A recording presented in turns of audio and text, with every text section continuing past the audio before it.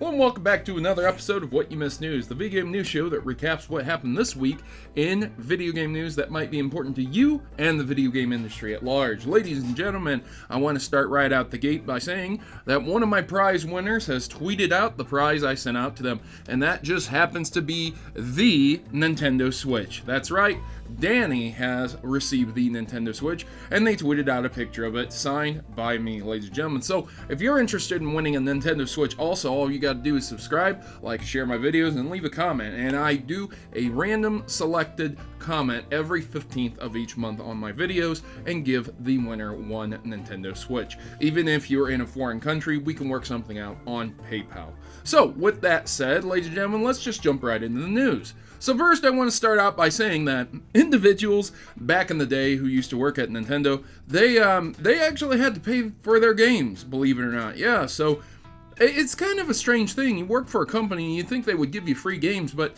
no. It turns out that this weird sheet came out showing in 1991 the prices of what you would have to pay to get equipment, accessories, and NES games. Now, this is 1991, ladies and gentlemen, so please note that the prices are somewhat discounted from brand spanking new, so I'm not sure to the extent of what discounts were included here via the time period, but this is from the official company itself, so you can kind of figure that it's not a vendor of sorts. They aren't running their own discounts. This is straight from Nintendo, and it does say employee purchase order. So this is wild, man. This is insane. You see the prices for Metroid and Legend of Zelda, $14. This is nuts, man. Woo! What a time to be alive in the 90s, ladies and gentlemen. I lived through it, and I'm telling you, this takes me back a day. This is perfect. This is beyond perfect. John Cena might star in a Duke Nukem movie. Just please, John Cena, make it happen. Go out of your way to make this happen, because this is perfect. According to a story on Hollywood Reporter, John Cena is in talks to star as Duke Nukem in a Star Vehicle film for the former wrestler. This is just the starts. There's no director or writer attached at the moment, but man, John Cena as Duke Nukem?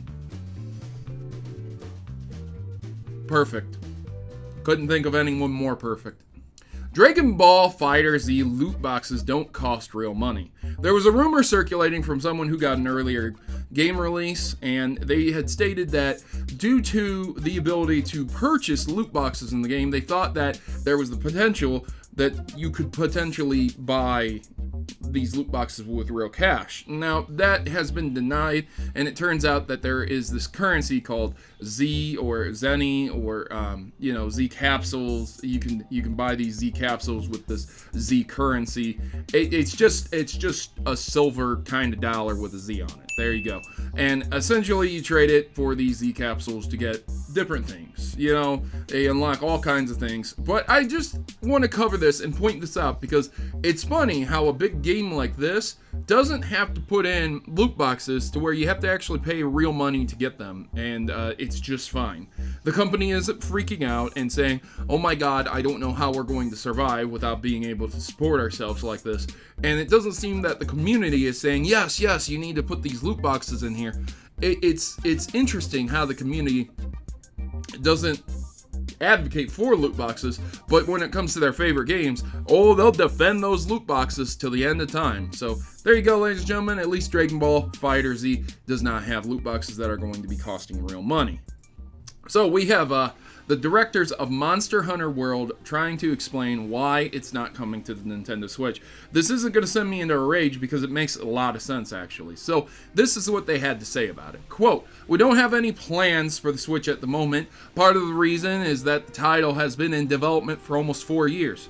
So if you think about that, you'll note what they're saying seems to line up and be true and not some glossed over falsehood to try and quiet down people. At the time, we had to commit ourselves to hardware choices, and we decided to use the most powerful current generation consoles available at the time, which was the PlayStation 4 and the Xbox One. And the decision was made before the Switch was even announced or on sale. It's also because for every title we decide what's the best fit for the hardware and the concept. We don't just look at everything. It's more like if we want to achieve this kind of game concept, what's the best place to achieve that? And for this title, the PlayStation 4 and the Xbox One were the best fit for us. It seems like this is just a straight game without any gimmicky mechanics within the hardware itself, and that's exactly what they wanted. So this very well could end up coming to the Nintendo Switch later on, but I would find it very, very unlikely. I think the Switch has a distinct lack of power for a port for this, and if they haven't even been thinking about developing it, man, if it took them 4 years to develop this for the Xbox One and the PlayStation 4, I'm quite sure it will take them quite some time to develop it for the Switch, even if they port it over. And then by that time, they might just have a new game in development, and they might want to put the new game out for development instead of this one for the Switch itself. So there you go, ladies and gentlemen. It doesn't seem they're blowing smoke. It just seems that they didn't know about the Switch or had little resources to mess around with it at the time when they were developing this game. So, former PlayStation and Xbox exec Phil Harrison goes to Google. There's little reasoning behind this. He's moving back to California and relocating there. Excited to be starting his new role as Vice President and GM of Google, relocating back to California, as he stated before. But he has filled the role over at PlayStation and Xbox as executives and high positions. 15 years of Sony's network of game studios, as well as 3 years as a senior member of Xbox's team over at Microsoft. So he has quite a bit of experience. Now he's moving on to Google. So a lot of people are speculating that this is going to have to do with gaming. I don't know if that's the truth, because again, when he was over at Sony, it was networking. So more than likely it will be gaming or a networking position of sorts. I'm quite sure, but he does seem to have quite a bit of experience. Good luck to you, Phil Harrison. Former Sonic team head Yuji Naka has joined Square Enix also. Now, Yuji Naka has left Sega to start up his own company, his own studio, which was called Probe, and they did release a few games as well. But now he has decided to move over to Square Enix, which was in January of this month, and he hasn't tweeted since June 2017. This was announced on his Twitter, so it seems that he might have been being quiet about this transition due to contract obligations, things like that, but he's going to be over at Square Enix. This guy was very, very skilled, and he did play a very big role in the classic Sonic games, as well as heading up titles like Nights into Dreams, Samba de Amigo, and Phantasy Star Online. So I'm very excited to see this guy moving over to Square Enix. I'm very, very excited. I mean, I rarely get excited about former Sega team people leaving and going to other companies, but this guy is really, really skilled, ladies and gentlemen. Keep an eye on that.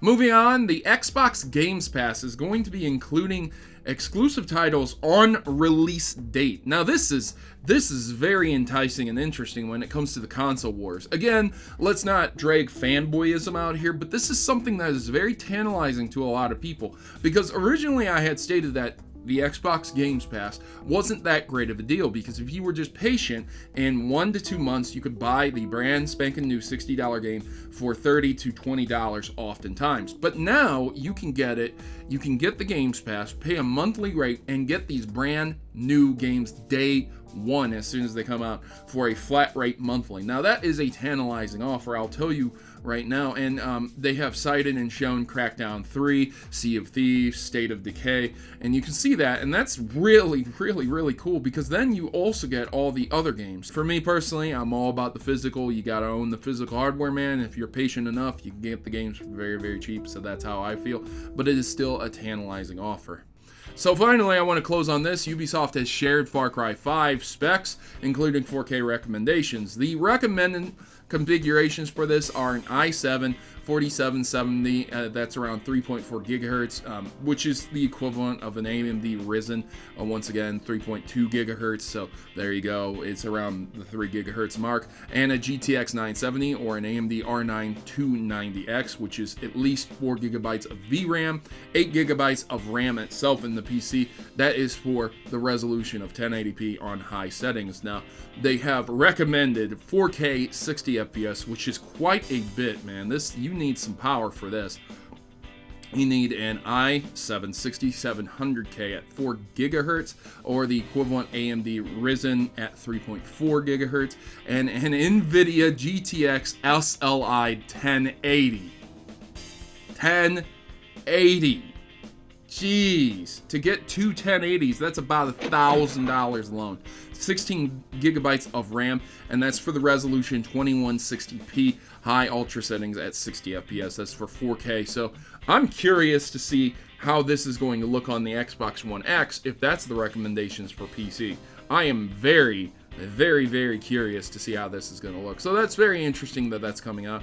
If you got the money, ladies and gentlemen, you can get the most gorgeous looking game in the world, and there you go. So that'll do it for this episode of What You Missed News. I hope you guys really enjoyed this. If you did, leave me a big thumbs up. If you didn't, leave me a thumbs down and some constructive criticism, and let me know what I can do better in the future. I've been your host, Protomario, and I'm signing out. As always, good gaming, God bless, and I'll see you guys in the next one.